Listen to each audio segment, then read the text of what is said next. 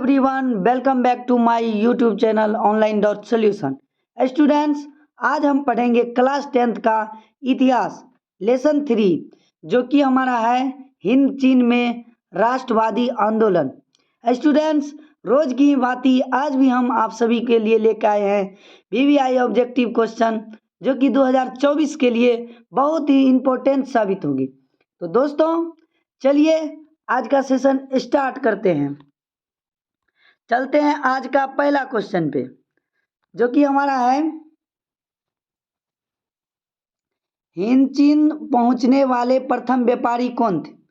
हिंद चीन पहुंचने वाले प्रथम व्यापारी कौन थे? ऑप्शन ए अंग्रेज, ऑप्शन बी फ्रांसीसी, ऑप्शन सी पुर्तगाली और ऑप्शन डी डच। तो पूछ रहे हैं हिंद चीन पहुंचने वाले प्रथम व्यापारी कौन थे। तो हमारा आंसर क्या होगा? हमारा आंसर होगा ऑप्शन नंबर सी, अर्थात कौन? पुर्तगाली। तो हिंद चीन पहुंचने वाले प्रथम व्यापारी कौन थे? वो थे पुर्तगाली। चलिए क्वेश्चन को आगे बढ़ाते हैं, चलते हैं क्वेश्चन नंबर 2 की ओर। तो क्वेश्चन नंबर 2 हमारा है अंकोर वाट का मंदिर कहाँ स्थित है? अंकोर वाट का मंदिर कहाँ स्थित है? Option A Vietnam, option B Thailand, option C Laos और ऑप्शन डी क्या है? कंबोडिया है। तो स्टूडेंट्स, अगर आप सब पढ़े होंगे ये चैप्टर नंबर 3, तो आप सबको पता ही होगा कि अंकोर वाट का मंदिर कहाँ स्थित है। वो स्थित है कंबोडिया में, अर्थात ऑप्शन नंबर सी हो जाएगा। तो अंकोर वाट का मंदिर कहाँ स्थित है? कंबोडिया में है। चलिए क्वेश्चन को आगे बढ़ाते हैं, चलते हैं क्वेश्चन नंबर 3 की ओर। तो क्वेश्चन नंबर 3 हमारा है अंकोर वाट के मंदिर का निर्माण किस शासक के द्वारा करवाया गया? पूछ रहे हैं अंकोर वाट के मंदिर का निर्माण किस शासक द्वारा करवाया गया। ऑप्शन नंबर ए है सूर्यवर्मन द्वितीय ने, ऑप्शन बी नोरोदम सिंहानाक, ऑप्शन बी कह रहे हैं नोरोदम सिंहानाक और ऑप्शन सी क्या करें? कुआंग और ऑप्शन डी क्या करें? इनमें से कोई नहीं। तो स्टूडेंट्स, हमारा राइट आंसर क्या होगा? 3 का जो राइट आंसर होगा हमारा वो होगा ऑप्शन नंबर क्या होंगे? ए, अर्थात किन्होंने करवाया था? सूर्यवर्मन द्वितीय ने। तो अंकोर वाट के मंदिर का निर्माण किस शासक द्वारा करवाया गया था? वो थे सूर्यवर्मन द्वितीय जी ने। चलिए क्वेश्चन को आगे बढ़ाते हैं, चलते हैं क्वेश्चन नंबर 4 की ओर।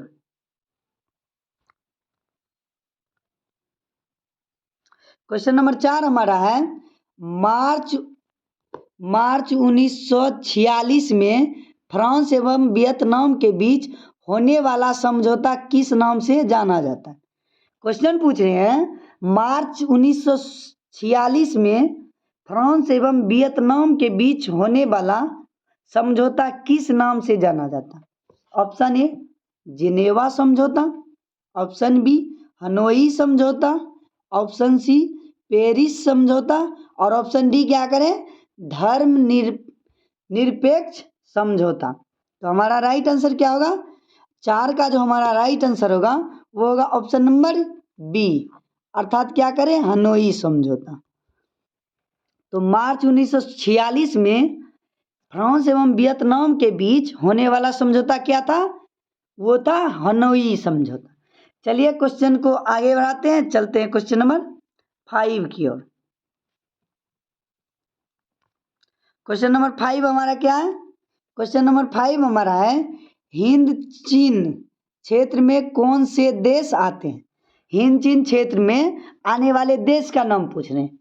तो ऑप्शन नंबर ए है चीन, वियतनाम, लाओस, ऑप्शन सी है हिंद चीन, वियतनाम, लाओस और ऑप्शन सी क्या है? कंबोडिया, वियतनाम, लाओस और ऑप्शन डी क्या है? कंबोडिया, वियतनाम, चीन, थाईलैंड। तो हमारा ऑप्शन सही क्या होगा? तो 5 का जो हमारा राइट आंसर होगा वो होगा ऑप्शन नंबर सी। क्या होंगे? Option number C. तो दोस्तों, हिंद चीन क्षेत्र में आने वाले देशों के नाम क्या क्या है? कंबोडिया हो गया, वियतनाम हो गया, और क्या है, लाओस है। चलिए क्वेश्चन को आगे बढ़ाते हैं, चलते हैं क्वेश्चन नंबर 6 की ओर। तो क्वेश्चन नंबर 6 हमारा क्या है, वियतनाम में टोकिन फ्री स्कूल की स्थापना कब हुई थी? वियतनाम में टोकिन फ्री स्कूल की स्थापना कब हुई थी? ऑप्शन ए 1907 में, ऑप्शन बी 1908 में, ऑप्शन सी 1910 में, और ऑप्शन डी हमारा क्या है, 1911 ईस्वी में। तो हमारा राइट आंसर क्या होगा? 6 का जो राइट हमारा आंसर होगा वो होगा ऑप्शन नंबर ए, अर्थात क्या है बाबू, वियतनाम में टोकिन फ्री स्कूल की स्थापना 1907 ईस्वी में हुई थी। कब हुई थी? 1907 ईस्वी में। चलिए क्वेश्चन को पुनः हम आगे बढ़ाते हैं, चलते हैं क्वेश्चन नंबर 7 की ओर। तो क्वेश्चन नंबर 7 हमारा है, the history of the loss of Vietnam किसने लिखा? पूछ रहे हैं the history of the loss of Vietnam किसने लिखा था? ऑप्शन ए हो चिन मिन ने, ऑप्शन बी फान बोई चाऊ ने, ऑप्शन सी कुआंग ने, और ऑप्शन डी क्या है, त्रियू ने। तो हमारा राइट आंसर क्या होगा? 7 नंबर का जो राइट आंसर होगा वो हमारा होगा ऑप्शन नंबर बी, अर्थात कौन है, फान बोई चाऊ। तो the history of the loss of Vietnam किसने लिखा था? फान बोई चाऊ जी ने लिखा था। चलिए क्वेश्चन को पुनः आगे बढ़ाते हैं, आते हैं क्वेश्चन नंबर 8 की ओर। तो क्वेश्चन नंबर 8 हमारा है, हुआ हुआ आंदोलन किस प्रकृति का था? हुआ आंदोलन किस प्रकृति का था? ऑप्शन ए क्रांतिकारी की, ऑप्शन बी धार्मिक, ऑप्शन सी साम्राज्यवाद समर्थक की, और ऑप्शन डी क्या है, क्रांतिकारी व धार्मिक की। तो हमारा राइट आंसर क्या होगा बाबू? तो 8 का जो राइट आंसर होगा वो हमारा होगा ऑप्शन नंबर डी, अर्थात कह रहे हैं हुआ आंदोलन की प्रकृति क्या थी? क्रांतिकारी व धार्मिक थी। चलिए चलते हैं क्वेश्चन नंबर 9 की ओर। तो क्वेश्चन नंबर 9 हमारा है, नरोत्तम सिंहानुक कहाँ के शासक थे? नरोत्तम सिंहानुक कहाँ के शासक थे? Option A Vietnam, option B Laos, option C Thailand, और ऑप्शन डी क्या है, कंबोडिया है। तो राइट आंसर क्या होगा बाबू?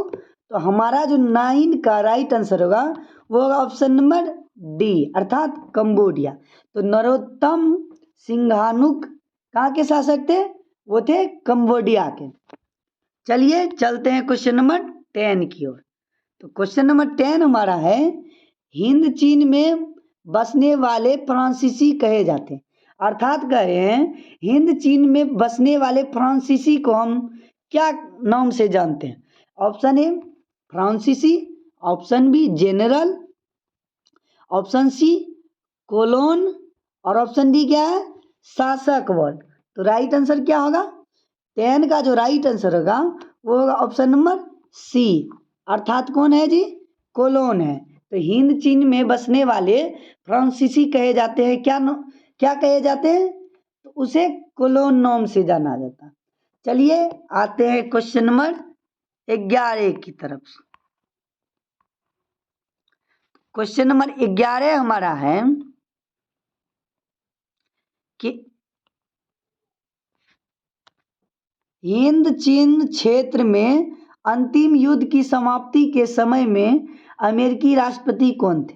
पुनः क्वेश्चन को हम रिपीट कर रहे हैं कि हिंद चीन क्षेत्र में अंतिम युद्ध की समाप्ति के समय में अमेरिकी राष्ट्रपति कौन थे?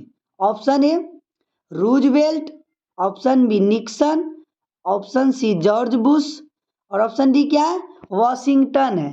तो राइट आंसर क्या होगा? 11 नंबर का जो राइट आंसर होगा वो होगा ऑप्शन नंबर बी हमारा, अर्थात निक्सन जी। तो दोस्तों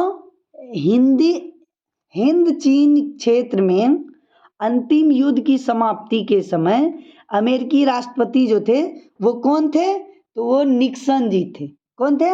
निक्सन जी। चलिए क्वेश्चन को आगे बढ़ाते हैं, चलते हैं क्वेश्चन नंबर 12 की ओर। तो क्वेश्चन नंबर 12 हमारा क्या कर रहा है? क्वेश्चन नंबर 12 हमारा है किस किस प्रसिद्ध दार्शनिक ने एक अदालत लगाकर अमेरिका को वियतनाम युद्ध के लिए दोषी करार किया या दिया? तो पूछ रहे हैं किस प्रसिद्ध दार्शनिक ने एक अदालत लगाकर अमेरिका को वियतनाम युद्ध के लिए दोषी करार दिया? तो वो कौन थे? ऑप्शन ए कह रहे हैं रसेल ने, ऑप्शन बी कह रहे हैं हो ची मिन ने, और ऑप्शन सी क्या करें नरोत्तम सिंघानुक ने, और ऑप्शन डी रूसो ने। तो राइट आंसर क्या होगा? 12 नंबर का जो हमारा राइट आंसर होगा वो होगा ऑप्शन नंबर ए, अर्थात कौन है? रसेल ने। तो रसेल जी जो थे वो प्रसिद्ध दार्शनिक, वैसे दार्शनिक थे जिन्होंने अदालत लगाकर अमेरिका को वियतनाम युद्ध के लिए क्या करार किया? जो यानी कि दोषी साबित करार किया। चलिए क्वेश्चन नंबर चलते हैं 13 की ओर। तो क्वेश्चन नंबर 13 क्या है? तो 13 है हिंद चीन में आने वाले पहले यूरोपीय व्यापारी थे, अर्थात कह रहे हैं हिंद चीन आने वाले सर्वप्रथम या पहले यूरोपीय व्यापारी कौन थे? तो option A Dutch, option B अंग्रेज, और ऑप्शन सी पुर्तगाली, और ऑप्शन डी क्या है? फ्रांसीसी। तो राइट आंसर क्या होगा बाबू? 13 का जो राइट आंसर हमारा होगा वो होगा पुर्तगाली। तो हिंद चीन में आने वाले पहले यूरोपियन व्यापारी कौन थे? वो थे पुर्तगाली। चलिए क्वेश्चन नंबर चलते हैं 14 की ओर। क्वेश्चन नंबर 14 हमारा है कि प्राचीन काल में वियतनाम पर किस सभ्यता संस्कृति का प्रभाव था? यानी कि प्राचीन कहने का मतलब पहले के जमाने में वियतनाम पर किस सभ्यता संस्कृति का प्रभाव था? तो चलिए ऑप्शन पे चलते हैं। ऑप्शन नंबर ए हमारा है चीनी, ऑप्शन बी है भारतीय, ऑप्शन सी है जापानी, और ऑप्शन डी क्या है? मंगोल। तो राइट आंसर क्या होगा? 14 का जो राइट आंसर होगा वो हमारा होगा क्या बाबू? चीनी होगा। कौन होगा? चीनी। तो क्वेश्चन क्या था कि क्वेश्चन था प्राचीन में वियतनाम पर किस सभ्यता संस्कृति का प्रभाव था? तो हमारा ऑप्शन क्या होगा? चीनी, ऑप्शन नंबर ए। तो प्राचीन में वियतनाम पर चीनी सभ्यता संस्कृति का प्रभाव था। चलिए क्वेश्चन को आगे बढ़ाते हैं, चलते हैं क्वेश्चन नंबर 15 की ओर। तो क्वेश्चन नंबर 15 क्या है हमारा? तो क्वेश्चन नंबर 15 हमारा है हिंद चीन में कौन राष्ट्र शामिल नहीं है? कह रहे हैं कि हिंद चीन में कौन सा राष्ट्र शामिल नहीं है? तो option A Vietnam, option B Laos, option C चीन, और ऑप्शन डी क्या है? कंबोडिया है। तो राइट आंसर क्या होगा? वो होगा 15 का जो राइट आंसर होगा वो हमारा होगा सी। तो हिंद चीन में चीन राष्ट्र शामिल नहीं था। चलिए क्वेश्चन को पुनः आगे बढ़ाते हैं, चलते हैं क्वेश्चन नंबर 16 की ओर। तो क्वेश्चन नंबर 16 हमारा है पुर्तगालियों ने कहाँ अपना केंद्र बनाया? पूछ रहे हैं पुर्तगालियों ने अपना केंद्र कहाँ बनाया? Option A Malacca, option B Annam, option C Tonkin, और ऑप्शन डी क्या है? Angkor Wat. तो राइट आंसर क्या होगा? 16 का जो राइट आंसर हमारा होगा वो होगा ऑप्शन नंबर ए, अर्थात कहाँ जी? मलक्का में। तो पुर्तगालियों ने मलक्का में अपना केंद्र बनाया था। चलिए पुनः क्वेश्चन को आगे बढ़ाते हैं, चलते क्वेश्चन नंबर 17 की ओर। तो क्वेश्चन नंबर 17 हमारा है वियतनाम में रहने वाले फ्रांसीसी नागरिकों को क्या कहा जाता है? वियतनाम में रहने वाले फ्रांसीसी नागरिकों को क्या कहा जाता है? Option A Ceylon, option B Milon, और option C Colon, option D कोई नहीं। तो राइट आंसर क्या होगा? 17 का जो राइट आंसर होगा वो होगा ऑप्शन नंबर सी, अर्थात कौन है? कोलोन है। तो वियतनाम में रहने वाले फ्रांसीसी नागरिकों को क्या कहा जाता है? क्लोन कहा जाता है। चलिए चलते हैं क्वेश्चन नंबर 18 की ओर। तो क्वेश्चन नंबर 18 हमारा है, इंडो चाइना को किस नाम ने इंडो चाइना को किस देश ने अपने उपनिवेश के रूप में विकसित किया? पूछ रहे हैं इंडो चाइना को किस देश ने अपने उपनिवेश के रूप में विकसित किया? Option A Britain, option B चीन, ऑप्शन सी जापान और ऑप्शन डी फ्रांस। तो राइट आंसर क्या होगा बाबू? 18 का जो राइट आंसर होगा वो होगा ऑप्शन नंबर डी, अर्थात कौन है? फ्रांस ने। तो इंडो चाइना को फ्रांस देश ने अपने उपनिवेश के रूप में विकसित किया। चलिए चलते हैं क्वेश्चन नंबर 19 की ओर। तो क्वेश्चन नंबर 19 हमारा क्या है, फ्रेंच इंडो चाइना की स्थापना किस वर्ष हुई? फ्रेंच इंडो चाइना की स्थापना किस वर्ष हुई? 1802 ईस्वी में, 1858 ईस्वी में, 1883 ईस्वी में और ऑप्शन डी क्या है? 1887 ईस्वी में। तो हमारा राइट आंसर क्या निकल के आएगा? वो होगा ऑप्शन नंबर डी, अर्थात हमारा क्या है बाबू? 1887। तो फ्रेंच इंडो चाइना की स्थापना 1817 ईस्वी में हुआ था। चलिए क्वेश्चन को आगे बढ़ाते हैं, चलते हैं क्वेश्चन नंबर 20 की ओर। तो क्वेश्चन नंबर 20 हमारा है, जिनेवा समझौता कब हुआ था? जिनेवा समझौता कब हुआ था? 1946 ईस्वी में, 1950 ईस्वी में, ऑप्शन सी 1954 ईस्वी में और ऑप्शन डी क्या है? 1968 ईस्वी में। तो जिनेवा समझौता कब हुआ था? राइट जो आंसर होगा हमारा ऑप्शन नंबर क्या होगा बाबू? ऑप्शन नंबर सी होगा, अर्थात क्या? 1954 ईस्वी। तो जिनेवा समझौता 1954 ईस्वी में हुआ था। चलिए क्वेश्चन को आगे बढ़ाते हैं, चलते हैं क्वेश्चन नंबर 21 की ओर। तो क्वेश्चन नंबर 21 हमारा है, कंबोडिया फ्रांस का क्वेश्चन हमारा क्या है, कंबोडिया फ्रांस का संरक्षित राज्य किस वर्ष बना? कंबोडिया फ्रांस का संरक्षित राज्य किस वर्ष बना? ऑप्शन ए 1862 ईस्वी में, ऑप्शन बी 1863 ईस्वी में और ऑप्शन नंबर सी देखते हैं क्या है। ऑप्शन सी हमारा है 1873 ईस्वी में और ऑप्शन डी 1874 ईस्वी में। तो राइट आंसर क्या होगा?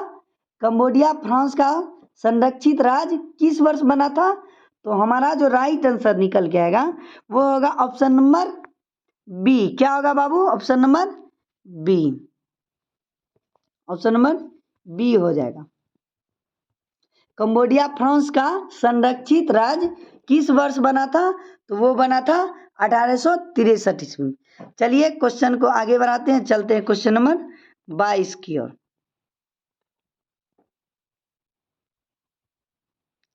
क्वेश्चन नंबर 22 हमारा क्या है? क्वेश्चन नंबर 22 हमारा है, वियतनाम का एकीकरण पूर्ण हुआ, अर्थात करें वियतनाम का एकीकरण किस वर्ष पूर्ण हुआ? ऑप्शन ए 1870 ईस्वी में, ऑप्शन बी 1879 ईस्वी में, ऑप्शन सी 1875 ईस्वी में और ऑप्शन डी क्या है? 1880 ईस्वी में। तो राइट आंसर क्या होगा? राइट जो आंसर हमारा निकल के आएगा ऑप्शन नंबर सी होगा, अर्थात वियतनाम का एकीकरण पूर्ण कितने ईस्वी में हुआ था? 1875 ईस्वी में। तो स्टूडेंट्स, जो भी स्टूडेंट्स हमारे चैनल पे नए जुड़े हैं, हमारे चैनल ऑनलाइन डॉट सोल्यूशन को सब्सक्राइब करें। अगर वीडियो अच्छी लग रही हो तो हमारे वीडियो को अपने दोस्तों के पास भी शेयर करें, ताकि आने वाले 2024 के एग्जाम में ये जो क्वेश्चन सभी हैं आप सभी दोस्तों को बहुत ही यानी कि सहायता प्रदान करें। चलिए चलते हैं क्वेश्चन नंबर 23 की ओर। क्वेश्चन नंबर 23 हमारा है, संयुक्त वियतनाम का गठन किस वर्ष हुआ? संयुक्त वियतनाम का गठन किस वर्ष हुआ? ऑप्शन ए 1954 में, ऑप्शन बी 1968 में, ऑप्शन सी 1974 में और ऑप्शन डी क्या है? 1975 में। तो राइट आंसर क्या होगा? 23 का जो राइट आंसर होगा वो होगा ऑप्शन नंबर डी, अर्थात क्या है बाबू? 1975 ईस्वी में। तो संयुक्त वियतनाम का गठन 1975 ईस्वी में हुआ। चलिए चलते हैं पुनः क्वेश्चन नंबर 24 की ओर। तो क्वेश्चन नंबर 24 हमारा है, वियतनाम लोकतांत्रिक गणराज्य की स्थापना किस वर्ष हुई? वियतनाम लोकतांत्रिक गणराज्य की स्थापना किस वर्ष हुई? ऑप्शन ए 1943 ईस्वी में, ऑप्शन बी 1944 ईस्वी में, ऑप्शन सी 1945 ईस्वी में, और ऑप्शन डी क्या है 1946 ईस्वी में। तो हमारा राइट आंसर क्या निकल गएगा? राइट जो आंसर निकल के आएगा ऑप्शन नंबर सी होगा, जो कि हमारा क्या है 1945 ईस्वी। तो वियतनाम लोकतांत्रिक गणराज्य की स्थापना हमारा जो हुआ था 1945 ईस्वी में हुआ था। चलिए क्वेश्चन को आगे बढ़ाते हैं, चलते हैं क्वेश्चन नंबर 25 की ओर। तो क्वेश्चन नंबर 25 हमारा है, अमेरिका ने रबर के बगान पर किस रसायन का छिड़काव किया? अमेरिका ने रबर के बगान पर, बगान मतलब समझते ही होंगे आप सब, बगीचा। तो अमेरिका ने रबर के बगान पर किस रसायन का छिड़काव किया? ऑप्शन ए जहरीला, option B napalm, option C myelin, और ऑप्शन डी क्या है एजेंट ऑरेंज। तो राइट आंसर क्या होगा? 25 का जो राइट आंसर होगा वो होगा हमारा ऑप्शन नंबर ए, जो कि हमारा क्या है जहरीला है। तो अमेरिका ने रबर के बगान पर जहरीला रसायन का क्या किया था? छिड़काव किया था। चलिए क्वेश्चन नंबर 26 की ओर आते हैं।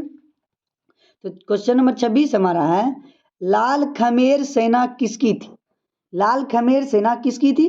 ऑप्शन ए कैप्टन कांगली की, ऑप्शन बी सिंघानुक की, ऑप्शन सी नेल पोल पोर्ट की, ऑप्शन डी क्या है हैंग सामरीन की। तो राइट आंसर क्या होगा बाबू? 26 का जो राइट आंसर होगा वो होगा हमारा ऑप्शन नंबर बी, अर्थात कौन है सिंघानुक जी हैं। तो लाल खमेर सेना किसकी थी? सिंघानुक की थी। किसकी थी? सिंघानुक की थी। चलिए क्वेश्चन नंबर 27 पे चलते हैं। क्वेश्चन नंबर 27 हमारा है, हो ची मिन का शाब्दिक अर्थ क्या होता है? पूछ रहे हैं हो ची मिन का अर्थ क्या होता है, बताइए। ऑप्शन ए क्रांतिकारी, ऑप्शन बी सुधारक, ऑप्शन सी पथ प्रदर्शक, और ऑप्शन डी क्या है दार्शनिक। तो आप सब जानते ही होंगे क्रांतिकारी मतलब होता है जो कि आंदोलन करते हैं, और सुधारक होता है एक प्रकार से कोई भी कार्य में सुधार करवाए, चाहे वो समाज के प्रति हो चाहे किसी पर्सनल व्यक्ति के प्रति हो।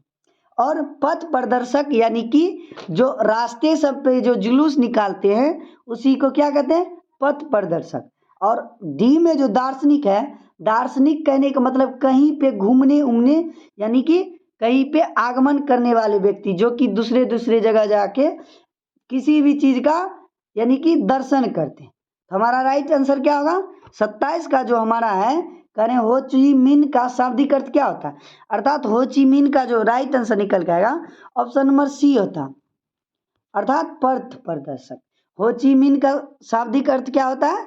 पथ प्रदर्शक, यानी कि रास्ते पे जो देखते होंगे जुलूस ये निकालते हैं, कोई भी कार्य के प्रति सरकार जब कोई भी अनैतिक कार्य करते हैं अर्थात गलत कार्य करते हैं या गलत कानून लागू करते हैं तो तब देखिएगा देश के नागरिक सभी क्या करते हैं पथ प्रदर्शन करते हैं, जिसके कारण कि सरकार को ये बात पता चले कि जो सरकार अभी नियम चला रहे हैं या नियम लागू किए हैं वो नियम बहुत ही गलत है और सभी देशवासियों के लिए वो जो नियम है अच्छा साबित नहीं होगी।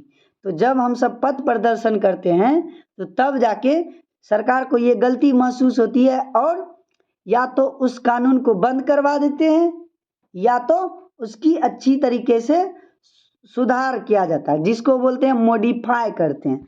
चलिए चलते हैं क्वेश्चन नंबर 28 की ओर। क्वेश्चन नंबर 28 हमारा है, लियांग किचाओ कौन था? लियांग किचाओ कौन था? चीनी सुधारक, ऑप्शन बी जापानी दार्शनिक, और ऑप्शन सी क्या है वियतनामी क्रांतिकारी, ऑप्शन डी इनमें से कोई नहीं। तो हमारा राइट आंसर क्या होगा? ऑप्शन नंबर डी होगा, अर्थात इनमें से कोई नहीं। ये जो थे ना लियांग खिचाओ कौन थे, यानी कि ना ही वो चीनी सुधारक थे, ना ही जापानी दार्शनिक थे, और ना ही वियतनामी क्रांतिकारी थे।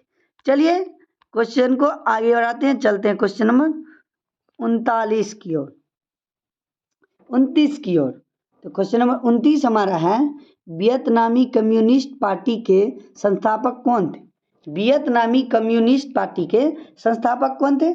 ऑप्शन नंबर ए हो ची मिन, ऑप्शन बी गुयेन आन, और ऑप्शन सी राजा फत्से, और ऑप्शन डी क्या है, हुइन फूसो।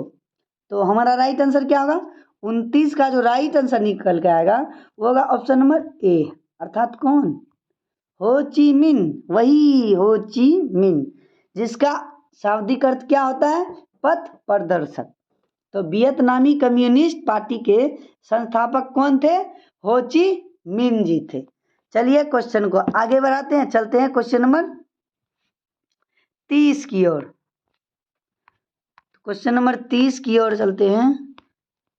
क्वेश्चन नंबर 30 हमारा है कि वियत मिन या वियतनाम स्वतंत्रता लीग की स्थापना की, यानी कि पूछ रहे वियत मिन या वियतनाम स्वतंत्रता लीग की स्थापना इनमें से कौन व्यक्ति किए थे? ऑप्शन ए बाओ दाई ने, ऑप्शन बी हो ची मिन ने, ऑप्शन सी फॉन बोई चाउ ने, और ऑप्शन डी क्या है हमारा? कुआंग दे ने, कुआंग दे ने। तो राइट आंसर क्या होगा? 30 का जो राइट आंसर होगा वो हमारा होगा ऑप्शन नंबर बी, अर्थात कौन है? हो ची मिन। कौन है? हो ची मिन। तो वियत मिन या वियतनाम स्वतंत्रता लीग की स्थापना हो ची मिन जी ने किया था। चलिए चलते हैं क्वेश्चन नंबर 30 की ओर। क्वेश्चन नंबर 30 हमारा है, नियो लियो हक्सत अर्थात करें NLHS किसकी राजनीतिक पार्टी थी?